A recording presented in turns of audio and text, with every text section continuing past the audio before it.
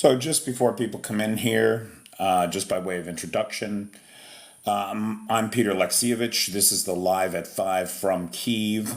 I'm in Ukraine, have been for 16 months. And good morning, good afternoon, good evening, whoever you are, wherever you are. Whenever it is for you, it is just past midnight for me here in Kyiv. This is the Live at 5. I'm your host, Peter Alexievich. The peeps are coming in. Mr. Mysterio. Hey, Darlene. Hey, Ricky. Hey, PT. Hey, PH. Robert Chapman is here. Flippy is here. Hey, Paul.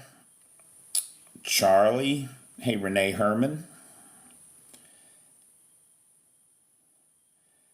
You're in Latvia, huh? I've never been to the Baltics. Got to get up there. Hello, Cheyenne. Hey, Dave.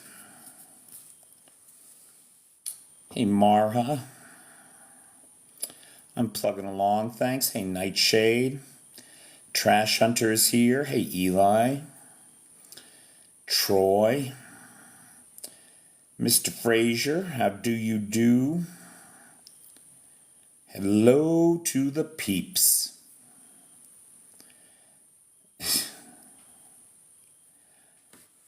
Vanetta has the afternoon off. Yes, she does. She is busy. The grandkids are not in school. Hey, Austria. Hey, Yorkshire. Hey, Mad Mike. How you doing? There's Lars. The Philippines are checking in. In Edinburgh with Stuart. Hey, Stuart, how you doing? Hey, Chris Carter. A lot of friends of the channel in tonight. I didn't see Bobby. Where's Bobby? Hey, G2. G2, long time no see, man. Hey, thanks, Nightshade. Heavy rain in the Philippines. Is it monsoon season? When does monsoon season start? On your way to Croatia and spending the night in Austria. Croatia turned over a transport plane to Ukraine yesterday. I forget the exact make, an AN-32B if I'm not mistaken. So good on you, Croatia. Hey, Daniel Ballard. Hey, Norbert. I am fine. Thank you, Norbert. Good to see everybody. So the Harris campaign has pulled in $100 million, bringing the war chest for the Harris campaign to $341 million, basically overnight. Hey, Bobby. Bobby is the sponsor of tonight's live. We will talk about that ferry hit in Crimea. So everybody thank Bobby as the sponsor of tonight's live. Everybody give Vanetta a shout out in case she sees the recording and she knows she was missed. And everybody say hello to the moderator team. Oh, speaking of which, I got to edit the moderator team real quick. Let me see. How do I do that here? Shoot. I don't know how to do anything here. Okay, it's not under more.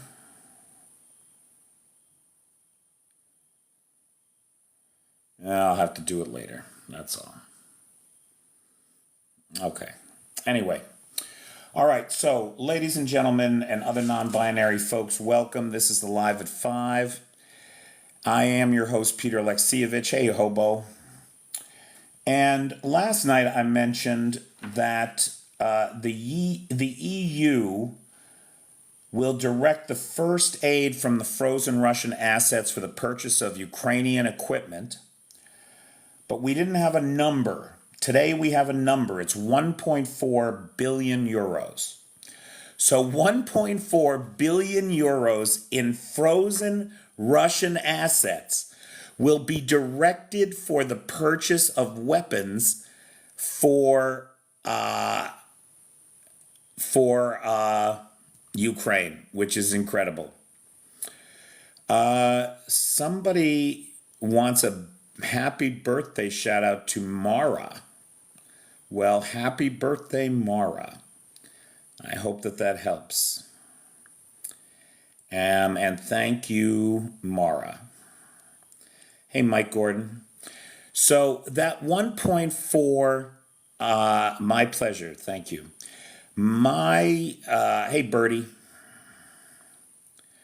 Pooty is freaked out about those funds, Bobby. You can be sure about that, pal. 1.4 billion euros. Now, you think about what that money is, what those euros are. Those euros are state funds. They are foreign currency reserves of the Russian Federation. And they are about to be used to purchase $1 billion worth of ammo to be used against the Russian Federation. It's a thing of beauty. It's justice. It's poetic justice. It's divine justice. It's fair. And I couldn't be happier about it. Hey, Chef Deb. And you can be sure, Bobby, he's throwing a temper tantrum about it. No two ways about it. Last night, Territorial Defense did its usual excellent job shooting down 7 out of 8 Shahed drones. Now, 7 out of 8 Shahed drones, I mean, why would you send 8 drones? Why would you send only $2 million worth of drones in an evening? Probably because you're trying to test air defense and find out, where the air defense is.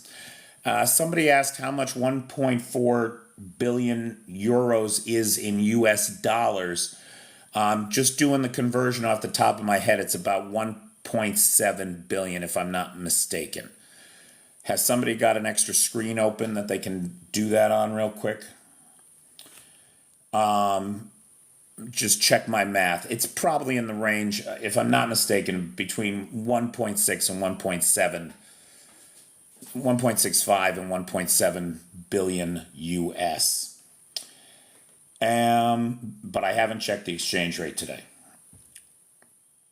Now, you're sending 8 Shaheds at a time, which is not meaningful, except to test for where air defense is in preparation for a larger strike. That may be what's happening. 1 KH-69 was also sent. 1.52. Thank you, PT. At the current exchange rate, that's 1.52. 1 KH-69, which is a curious thing. We've only just started to see these show up. There's, if I'm not mistaken, this is some kind of a ship-to-ship missile that the Russians are adapting for ground-to-ground targets. Hey, Mel.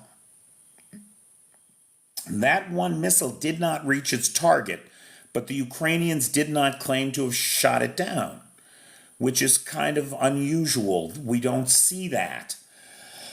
And that's not the only claim that the Ukrainians didn't make today, but we'll talk about that other one in a second. Hey, Richard Prexis, how you doing? Now, this is the really interesting part about last night's missile and drone attack. Not only did the Ukrainians shoot down 7 out of 8 drones, which is great, not only did the KH-69 not reach its target, but according to the Russians, they shot down 2 drones over Bryansk and Belgorod, and then another 21 over Crimea and the Black Sea. That's 23 drones. So that's about 3 times, that's Ukraine launching about 3 times as many drones against Russia last night as Russia launched against Ukraine. That's a changing face of warfare, boy. That's something to keep our eyes on. I think we're only going to see the pace of Russian drone attacks Ukrainian drone attacks against Russia increase in pace, frequency, and severity. Somebody asked the question, did Ukraine hit another oil refinery? Well, not today, but yesterday, and we talked about it last night, the Ukrainians hit the two apps oil refinery in not Rostov, Krasnodar. It's the biggest oil refinery that the Russians have on the Black Sea. It was responsible for processing some large percentage of refined oil products for export. And according to Russian sources, I think the Russians claimed something like 27 drones were shot in that direction, and they were all shot down, according to the Russians. But some falling debris did land on the oil refinery, and according to the Ukrainian GUR that ran the operation, damage was done to the vacuum chamber and the atmospheric chamber, which are the cracking tower, right? That's the cracking tower. That's where all the magic at an oil refinery happens, where the crude oil is separated into its component elements to the lighter gas, kerosene, naphtha, etc., all the way down to asphalt. It's a bullseye, G2. And that's a bullseye, baby. Yes, it is. Now, guys, there's a little confusion around this Su-25 today. A lot of outlets are reporting it as a new hit, but I don't believe that's the case. I think we just got the video today from the Su-25 that was shot down yesterday that I reported last night. As far as I can tell, the Ukrainians have only taken out 3 Su-25s in the month of July. Now, I could be wrong, right? Fog of war and all that. But as far as I can tell, the Ukrainians have only taken out, that's $100 million worth of irreplaceable aircraft, right? So if you're playing Russian aerospace bingo, we did get video today of the Su-25 that was shot down in the Perkovsk direction yesterday, which brings the number of Su-25s shot down since the beginning of the full-scale invasion to 33, if my math is correct, with 3 in July alone. That leaves the Russians with about 100 of these aircraft, about half of which are serviceable, are actually airworthy. Ukraine is in discussion with both Moldova and other countries the return of draft dodgers. So, thank you, PT. I'm pretty sure that is correct. Hey, wow, a train, cool. I love trains. Me and Joe Biden, we both love trains. PT is agreeing with me there. I don't think there were 2 recently. I think you're right. It's the one from yesterday. I believe it is. Even though, guys, it is, if you see it in other outlets being reported, they are saying it like it's a new hit, but it's not. Not as far as I can tell anyway. M. Fuller, thanks for the train. Last night's live netted me 20 cents in rewards. I want you to know I do not do this for the money.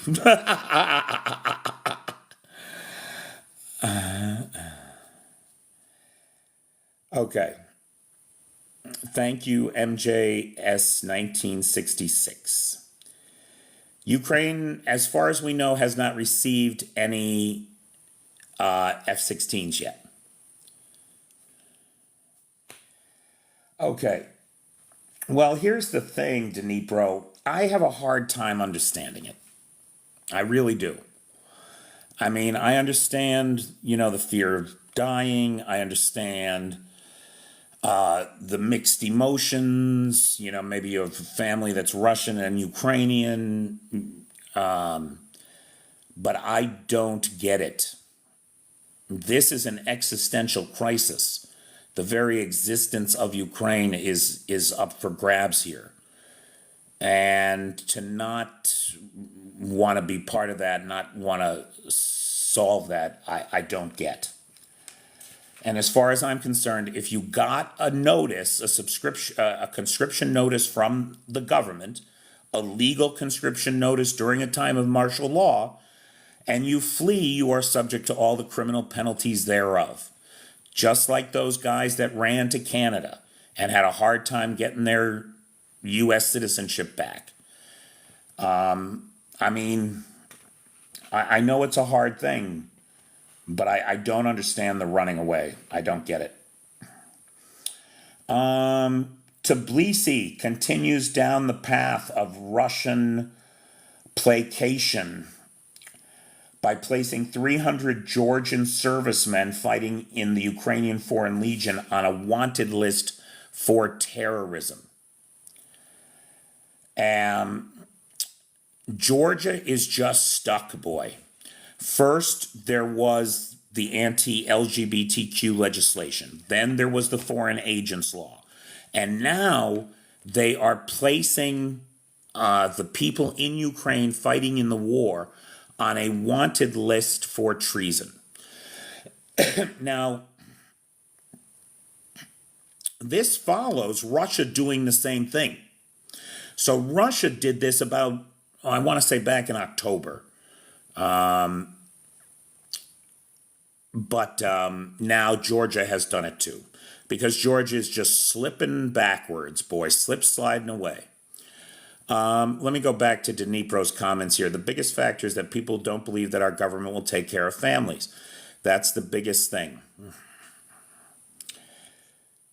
You know, the thing is, if you run away, Privitsemi, if you run away and you don't stay there to create the kind of government that is responsible to the people, then you'll never have it. And don't get me wrong, it's not an easy thing. We're wrestling with it right now in the United States. It's in the nature of democracy. Orban and Fico in panic. They're not quite in panic, Tisno, because Orban is holding up $4.5 billion or billion euros in EU aid to Ukraine until the Lukoil pipeline gets turned back on. Coyote, nobody wants the government to run their families. Who wants that? Nobody wants that. You know? There's little trust in the government with good reason, boy. Hey, a czar crown. Anyway, it's a tough question. We're not going to solve it here. I'm just saying I have a hard time understanding it. Slovakia refuses to arm Kyiv, but is happy to sell shells to other people that end up in Ukraine. So Slovakia is having a problem, and that, of course, is Robert Fico's government. They don't support Ukraine openly. However, they are in the business of making shells, and they are happy to sell the shells to Czechia or the United States and then have them end up in Ukraine. They are not concerned about what their customers do with their shells. And in this way, they try to keep Moscow appeased, while at this, right, they're playing both sides of the fence. And I don't think that shutting off the Lukoil pipeline was as directed at Slovakia as it was at Hungary. And, of course, at Lukoil. The profits from which go directly to fund Putin's war of aggression against the people of Ukraine. Hey, Angela. And so it's unsurprising in the current political climate that Hungary and Slovakia find themselves in this position where a critical part of their energy infrastructure, controlled by Ukraine, because the pipeline goes through Ukraine, is suddenly shut down. And for Hungary, it's particularly devastating, as 80% of the oil that gets to Hungary comes through that pipeline. Hey, Blue Ariel Silk, thanks for subscribing to the channel. Sure do appreciate it. Just while I'm on that subject, because Blue Ariel Silk just subscribed to the channel, guys, I've been living on about $1,400 a month from the Patreon, right? Anybody who is on my Patreon knows that. It's published there, everything. But I've lost a couple of subscribers, and I'm now down to $1,200 a month. That's going to make life hard. So if anybody out there can join the Patreon, I sure do appreciate it. Now, our boy Zalushny made his first public appearance and spoke in his role as ambassador to the Ukraine. Now, we have talked about this job before. The job of ambassador to the UK is about the most high-profile political appointment that anybody can get. At the opening, now he spoke to the Royal United Services Institute, so everybody there was in uniform, except Zalushny. He was in a very fashionable blue suit. He looked good. He spoke clearly, strongly, until it was time to deliver the speech. Then he switched to Ukrainian, where again, he spoke even more confidently, more strongly, and more clearly, because the topic was the topic most familiar to him, the war, and what's been going on with this war and what he thinks the future looks like. And so what we saw in this address by Zalushny was the first kind of debut of Zalushny the politician, rather than Zalushny the general, where everybody around him was in uniform, he was in a blue suit. Where everybody around him was speaking English, he was speaking Ukrainian. He made the joke in English that he doesn't like to have diplomatic conversations, which is not a great quality if you're going to be the ambassador to the UK. It seems to me like the guy was trying to test his legs in the diplomatic sphere. And he did it in a way that showed off his strengths. He talked about his experiences in the war, and he did it in his native language through an interpreter to an English-speaking audience. So my understanding, based on the Kyiv Post reviews or coverage, So my understanding, based on the Kyiv Post coverage and some other sources, makes it look like this. There's basically, he made 4 key points. That readiness for war will be determined not only by the readiness of the army to repel aggression, but also by the readiness of the society to confront the enemy. And when we talk about draft dodgers, we talk about people fleeing the country because they don't want to fight for the country. They don't want to be part of the military solution. It is that societal readiness, I think, that he's talking about. And I think it's that societal readiness that he is concerned about that could be a problem as this thing drags on and people lose their patience, faith, will. It's a grind. There's no two ways about it. He went on, making the point that scientific and technical progress have brought to the battlefield technology that is likely to be decisive in this war and the basis of a future global security architecture. Now, what he said was that neither the Ukrainians nor the Russians have fully exploited the new technology. Nobody has fully answered it. Nobody has fully exploited it. The Ukrainians, out of necessity, are driven to innovate, but they don't have the industrial base to scale or the resources to R&D. Russia has the resources to scale and to R&D, but seem to lack the intellectual capacity and the kind of ground, bottom up innovation of the engineers in the field. So neither side has exploited this fully, according to Zalushny. However, he went on to make the point that if democracy doesn't win this technology race, then tyrannies will, thus enabling a global security architecture in the hands of tyrants rather than in the hands of the democracies. And he said that is something that everybody in the world should be preparing for. This war is not the future war, he said, but rather a transitional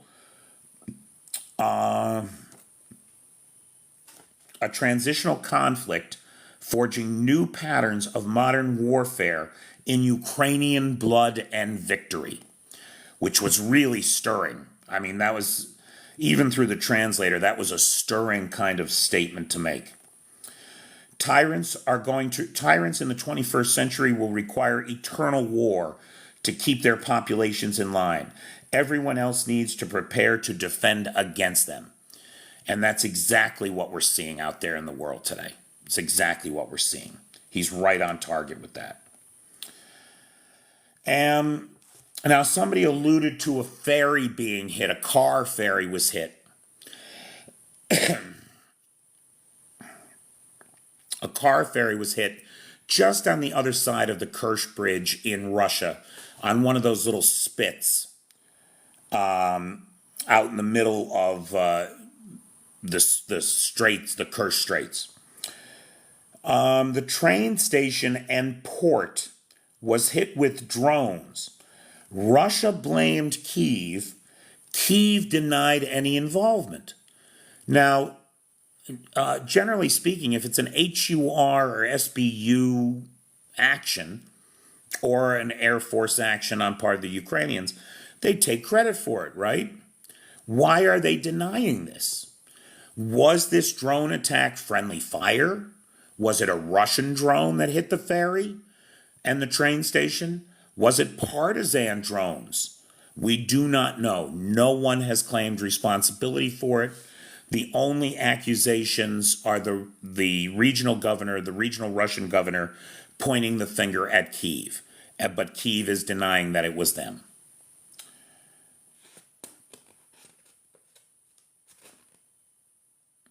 EU will allocate 43 million euros for railroad development, for better passenger service, better passenger trains, the repair of some of the damage from the war, that sort of thing.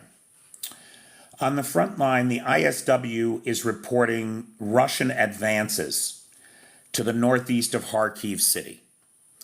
It appears that the Russians have deployed new reserve brigades there, or battalions.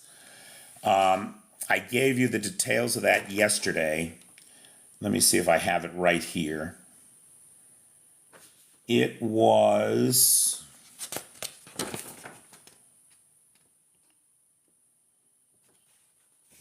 Oh, shoot.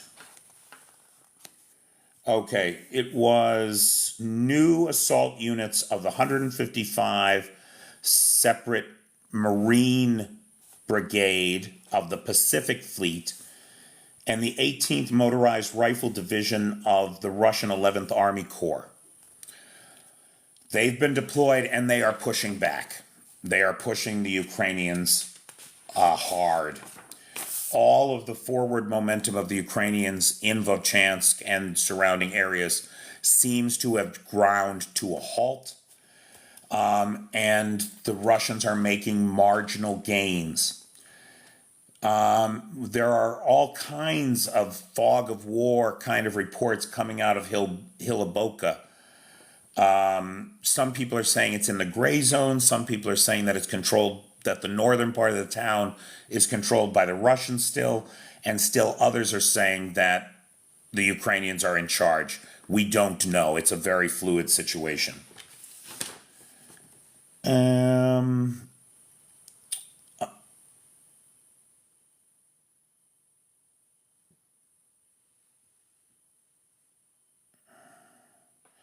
Oh, this is really interesting.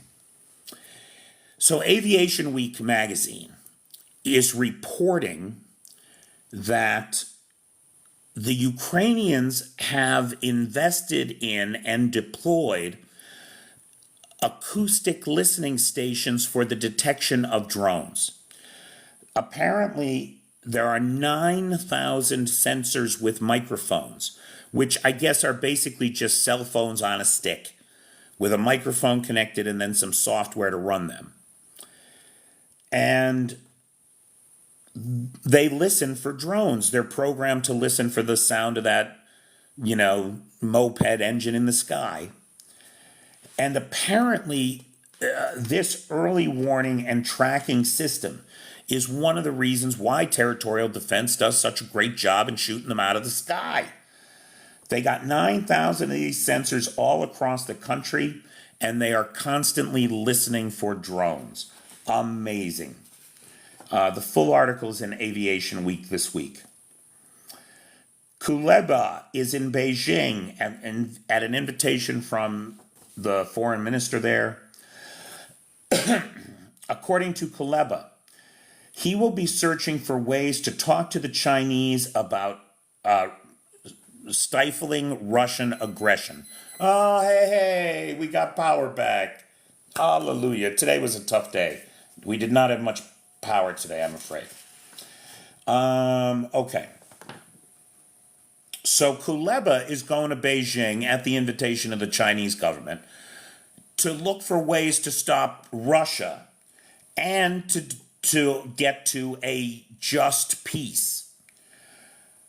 That is not what China seems to be interested in. China seems to be interested in promoting itself as a peacemaker in the world. So I don't particularly see the Ukrainians suddenly cozying up to China and their bullshit peace plans.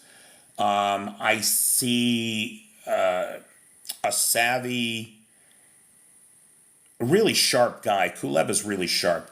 I see a savvy guy accepting an invitation from a major world player to go and have a pleasant conversation, but I don't think that we're going to see much come out of this meeting. Just promises of friendship. EU foreign ministers are attempting to isolate Orban. Meanwhile, Orban is holding Ukraine hostage to the tune of 6.5 billion in aid from the EU. So that struggle continues. According to General Sirski, there is a depletion of man-pads and anti-bomb strikes yesterday. 132 glide bomb strikes just yesterday. Essentially, without these shoulder-fired weapons, without the weapons to take the drones out, Moscow has clear skies. Their reconnaissance drones are flying as deep as 50 kilometers inside Ukrainian territory, and they are sending back lots of targets to the Air Force, and the Air Force is just slamming them with glide bombs. For their part, the Ukrainians keep hitting targets, including a $250 million radar system, a Tor M2 air defense. Both of those were in Donetsk. And some 130 millimeter guns that have recently made a return to the battlefield. These old Soviet 130 mil guns were on the battlefield right about 18 months ago, and have now returned to the field because it appears that the Russians have gotten a bunch of 130 millimeter ammunition from the North Koreans. The guns are not well liked, they are commonly thought of as dangerous, and they are subject to exploding and killing their crews. These are post-World War II guns. Finally, a member of the Duma, that's the Russian parliament, went on the TV and did an interview, Russian state TV, in which he said that Russians everywhere should be stockpiling firewood and coal to get through the winter, which he expects there to be heating shortages. Heating shortages in a country That's one of the major oil and gas exporters in the world. It's unbelievable. And I don't know how you stockpile firewood if you're living in an apartment. For the apartment dwellers, he suggested that they get wood stoves and coal stoves and install them themselves. Which, what could go wrong with that? A bunch of wood and coal stoves inside an apartment block. Nothing could go wrong with that, right? Seems unlikely. Seems unlikely. All right. So guys, questions. We'll go to Q&A next. I do want to thank Bobby, who's the sponsor of tonight's live. I want to thank the moderator team, Cheyenne, Vanetta, PT, John Williams, Jay, and Travis.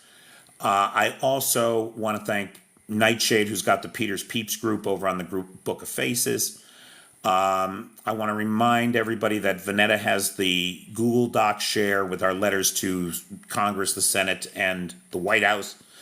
And, of course, a big thanks to Lars, who keeps the Peter Alexievich archive and the Discord server. So thanks, Home Time. Thanks, Maddie. Hey, Robert Keller in Canada. Hey, Sophus Peterson. Thanks, pal. Mel, nobody knows what the situation with Putin is. And we just don't know. I mean, personally, a lot of questions suddenly get answered, and a lot of things suddenly make sense if the guy is no longer among the living. And we've just been looking at a bunch of body doubles for the last 18 months or so, which according to Kirill Budanov, the head of the Military Intelligence Directorate for Ukraine, we have been. According to him, the real Putin has not been seen in public since July of 2022.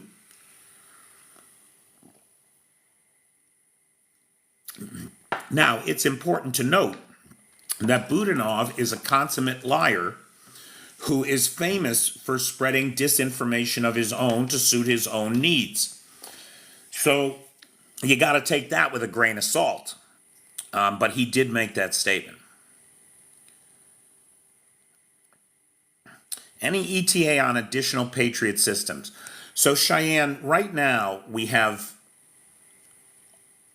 know that the Germans sent 2 and the US sent 1, and we were dealing with 3 for a long time. The Germans definitely sent a 3rd one.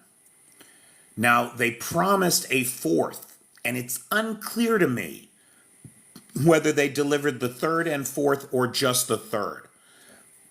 That's a little unclear. Then the US and Romania both promised Patriot systems, which would bring us up to 6 total, doubling the capacity. But I have no word on when those will be received. Romania is saying that it's going to get it here ASAP, and they're right the fuck next door. I would hope it wouldn't take that long.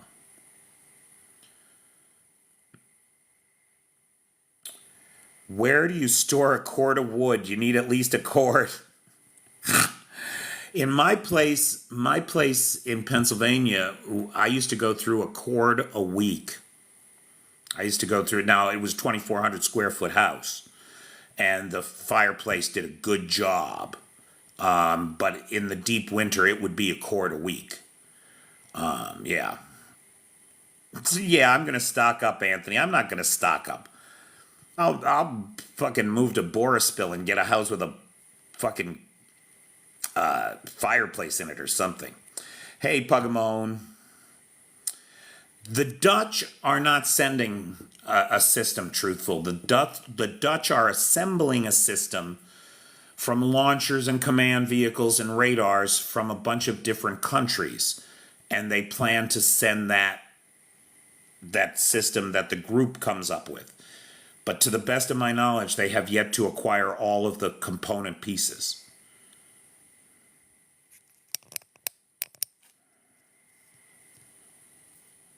So, Pug Mahone, you're saying that the German press is saying that the one that was just delivered was the 3rd of the 4 promised from Germany. Thank you.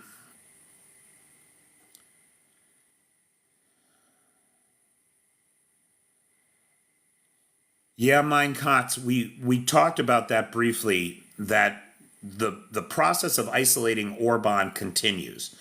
And it continues in the form of the foreign and defense ministers boycotting the meeting that Orban is supposed to be holding next month and having their own meeting instead.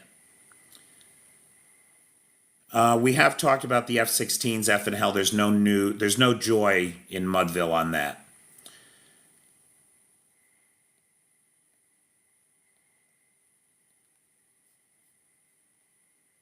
Yeah, no, it's a lot of wood to go through, but it was a big house, like I said. And that's in the deep winter.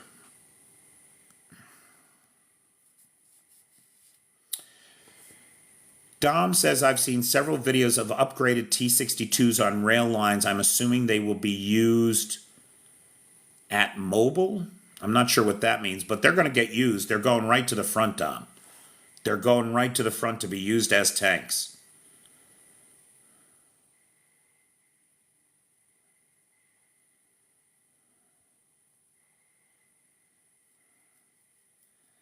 Yeah, no, they're not going to. My understanding, Dom, is that they're going to the front as tanks. Ukraine naval drones are being used to lay sea mines. They could really play havoc on Russian shipping. Oh, let's hope so, Bobby. That's your fondest wish, isn't it? You're going to get your way in this war. It's just ridiculous.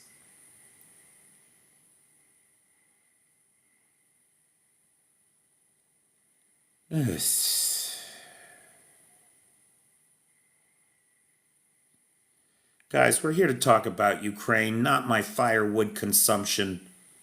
Come on. Give me a break.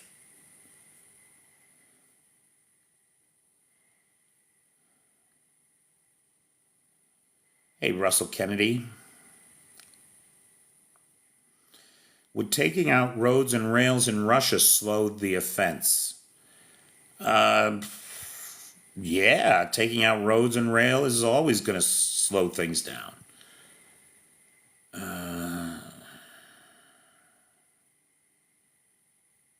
Mobile artillery. Maybe they are, Dom, being used as mobile artillery.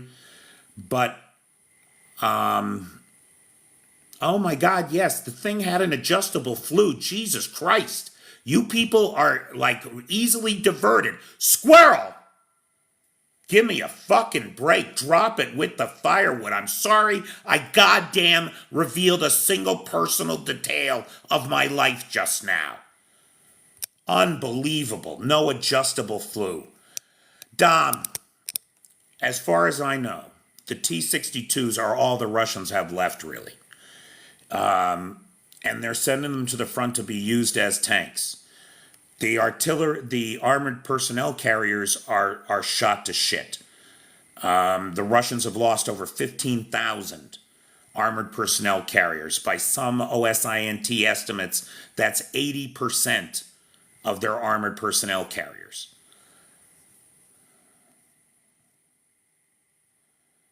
Yeah, right, Bobby? Well, that's why the guy from the Duma was on the TV.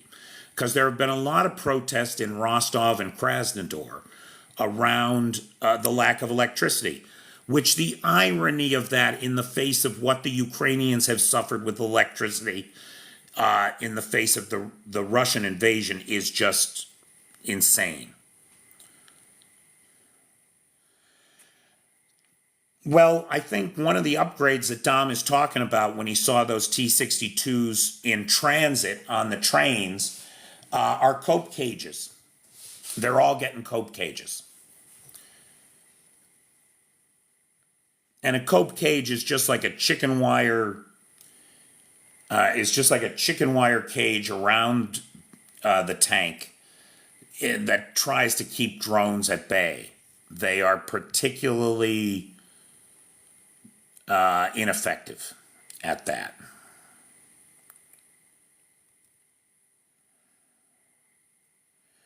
Hitting oil will grind them to a stop. Julian, I couldn't agree more.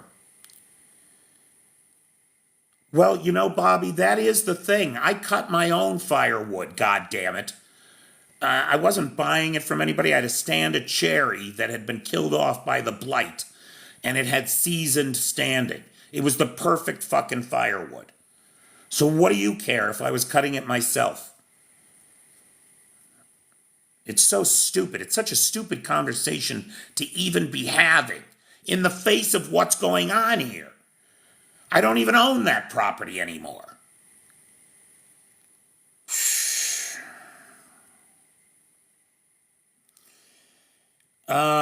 Dark Irish, if it's a T-62, serial production began in 1962. If it's a T-64, serial production began in 1964. It's a T-72, etc., etc., etc. So my understanding is you can just about tell the year of manufacture from the number of the tank. Hope they enjoy that North Korean ammo. Me too.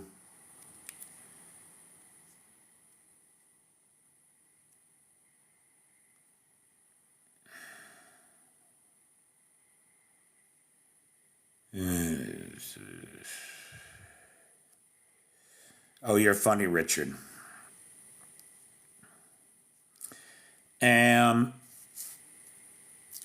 So somebody did ask the question recently. I saw an interview with a tanker, a former British tank commander. And somebody asked them the question, why aren't they taking the T-64s out of storage? Why are they taking the T-62s out? Because I guess the T-64s are markedly better as a tank. And the answer was because they expect them to be destroyed. And so they may be trying to save the better T-64s for internal defense should chaos come to Russia.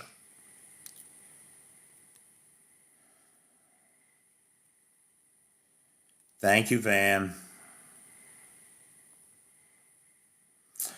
Cope cages and random blocks of explosive reactive armor on the turret.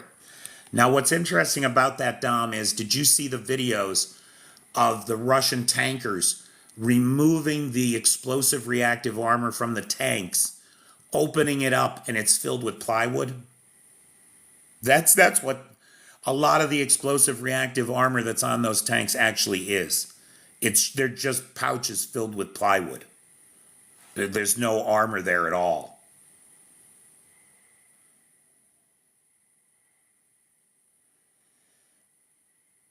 Cope cages are like a placebo.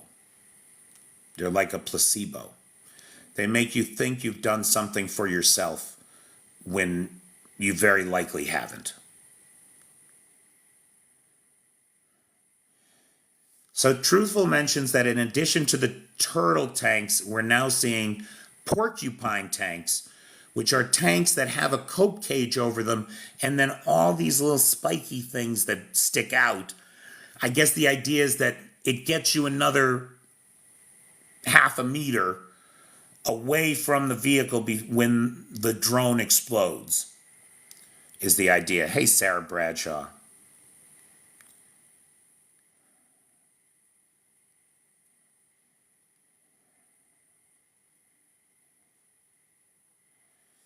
I think they had to shut down a nuclear plant in Rostov.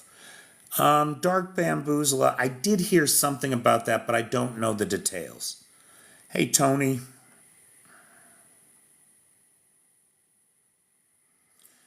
Mein Cat said that he edited a video yesterday about the lack of armor from based on reporting in The Economist.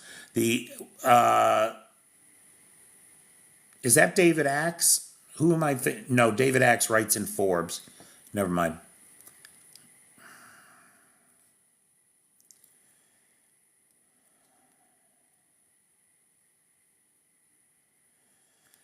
Julian Patel says, I've seen information to suggest that Kamala Harris will be more aggressive in support of Ukraine. I think that that's absolutely correct. I think that Harris is aware of the danger and is not poisoned by the Biden generation fear of Russia. So I think that that's exactly correct.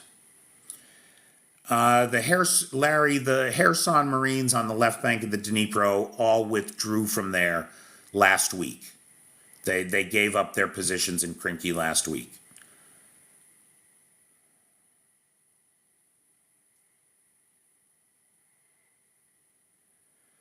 One benefit I see to limiting RF oil is if it's coming from only a few sources, you could foul it.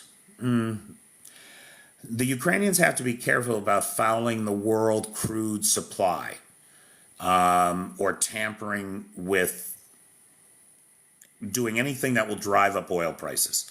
That's going to be a problem for their politics, for their allies.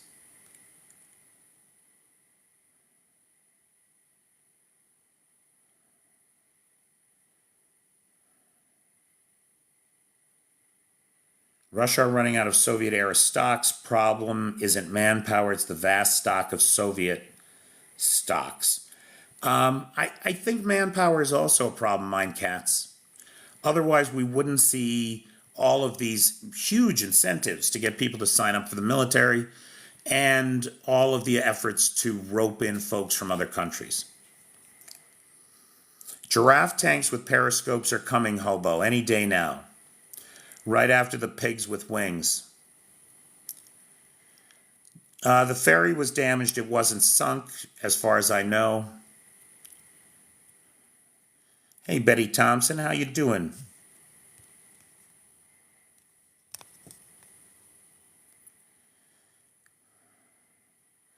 Kerch Bridge is still up because it's basically useless. Trump is regretting Vance as a VP candidate. Look, it doesn't matter. It does not matter who Trump picked. After this move by the Democrats, he would have been regretting any candidate because the candidate he would have chosen would have been for a different race. So it just doesn't matter. Plus, he regrets everything he does. His last vice president, he tried to have hung.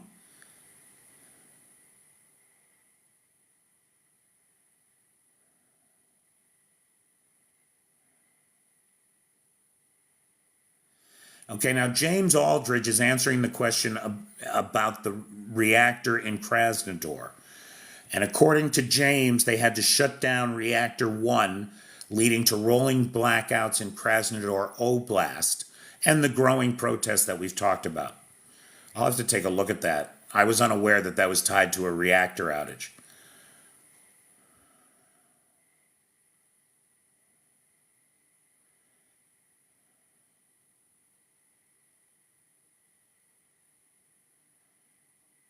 Hey, Ange, take care.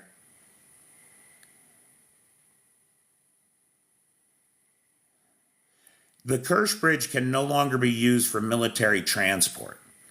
It's too weak for any heavy equipment to go over it. So it's effectively out of action as it is. The only thing that it's good for is as an escape route for civilians who increasingly are using it. Oh, I intend to spend that 20 cents all in one place.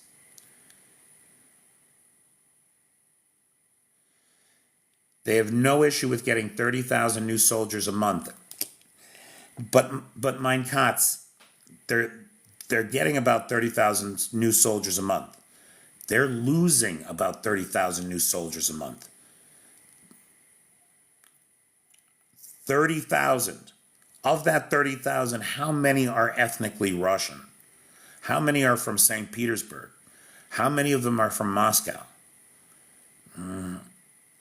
I think manpower is what's their level of training and expertise.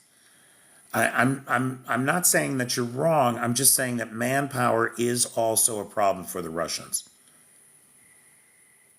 Mrs. Pence did say that she wished her husband were hung. Afternoon, Franklin.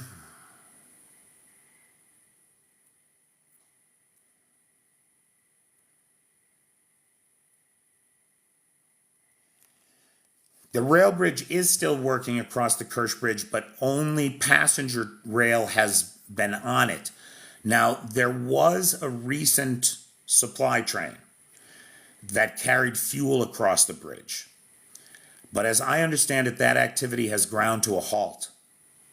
I don't know whether there was a problem with getting that one train over the bridge or what happened, but it is a problem. The Crimean Bridge has been hit 3 times since the start of the war. Guys, it's just about the top of the hour. I want to thank Bobby, who is the sponsor of tonight's live. I want to thank the moderator team, Cheyenne, Vanetta, PT, John Williams, Jay, and Travis. And I want to thank Lars, who has the Peter's Peeps group. I want to thank, Nightshade, who has the Peter's Peeps group, and Lars, who has the Discord server. And a big shout out to Vanetta, who we all miss, who is on vacation this week. Okay. Just real quick, there was a question about the Kerch Bridge. Once again, the Kerch Bridge is open 1 lane, 1 direction at a time. So 1 lane to Russia for 3 hours, 1 lane to Crimea for 3 hours. That's it. Only passenger trains on the rail line. Okay, it's top of the hour, guys. I'm sorry I'm a little bit titchy tonight. It's just so stupid. I mean, really. Anyway, take care, everybody. Make it a great day.